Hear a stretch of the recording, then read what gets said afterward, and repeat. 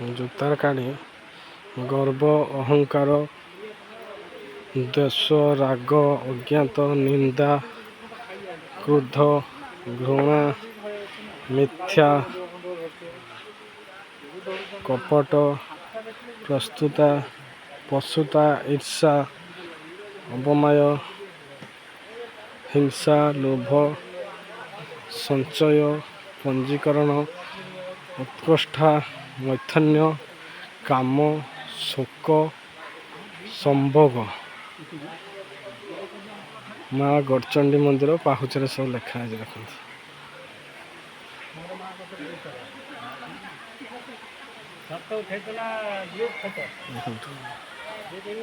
ମା ଗଡ଼ଚଣ୍ଡୀ ମନ୍ଦିର, ଏଠି ବହୁତ ସାରା ଲୋକ ଆସନ୍ତି ବୁଲିବା ପାଇଁ।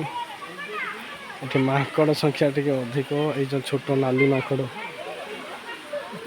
ଦେଖିପାରୁଥିବେ, ଏ ସଂଖ୍ୟା ଟିକେ ଅଧିକା। ଝରଣା ବି ଏପଟେ ଯାଇଛି।